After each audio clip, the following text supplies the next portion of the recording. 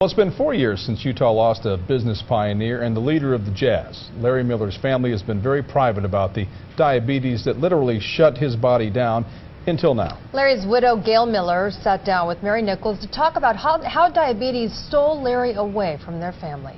There's a void for all of us. There's a place that we would like to have him. He was a businessman and a philanthropist. Larry H. Miller built an empire and a legacy here in Utah. As former Utah Governor Jon Huntsman once said, Larry was Utah, and Utah was Larry. He almost sacrificed himself so that he could provide things that other people could take pleasure in. It appeared Larry could conquer anything in the business world, invincible. It was something unseen in his blood that would take him down. Did you have suspicions with Larry? Was there anything that you thought, I wonder what that could be? Didn't even think about it, and neither did he. That's the sad part. He just kept working. In the early 90s, Larry was diagnosed with type 2 diabetes. Without treatment, it could kill him. By the time you discovered it, what had it done to Larry? Well, by the time he was diagnosed with it, he had to take medication every day. Then the medication didn't agree with him. He didn't like taking it. It made him feel different than he was feeling, and he says, I'm not going to take that. So then he quit taking everything. Gail Miller now wants to talk about Larry's battle with diabetes, a battle that was kept secret from the public. And so by the time he was willing to really do something about it, he was ready for insulin. And once you go on insulin, then you've got that battle with blood sugars and keeping him level, and the feeling in his feet started to go. Gail says Larry's first priority was still his work, even as diabetes ate away at him. If there was any way he could do something, it was with his will. And everything he did was that way. And when he bought the Jazz, he found a way. When he built the arena, he found a way. When he built Jordan Commons, he just found a way to do it. I mean, there was opposition all along the way, but he just had that will to do what he wanted to do. When you get an illness like diabetes, you cannot will it away. More than 10 years after he was first diagnosed with diabetes, Larry had a heart attack. As his health began to fail, he decided it was time to share the secret he kept hidden for so many years.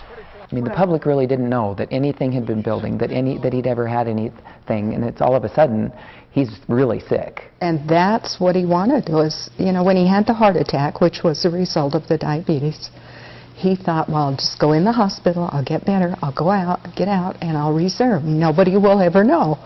Well, it ended up being 59 days in the hospital.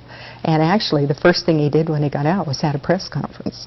There's just a lot of things wrong with me. I just haven't taken as good a care of myself as I should have. I'm paying the price for those now. After the heart attack, Larry's kidneys started to fail. Doctors amputated both of his legs below the knee. The disease was slowly taking his life. The things that it does to you are so terrible that you just, in Larry's case, he deteriorated a little over time, and then a lot over time, until there was nothing more he could do. Our dad passed away this afternoon at 3:54. On February 20th, 2009, Larry H. Miller died from complications of diabetes.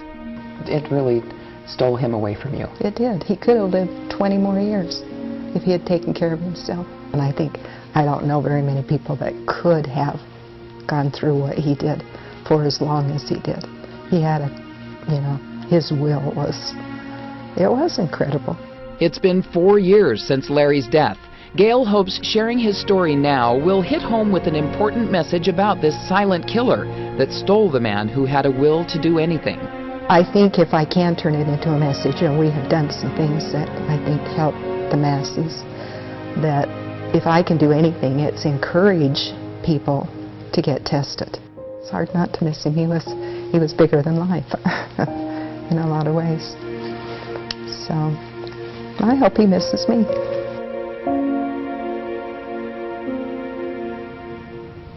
In his autobiography, Larry talked about his battle with diabetes, and a lot of people did go in to get tested after reading and hearing about his story. Obviously, Gail's telling the story. She's working with the Diabetes Association, hopes that a new awareness campaign and some new commercials will inspire more people to get screened and effectively manage what can be a very devastating disease.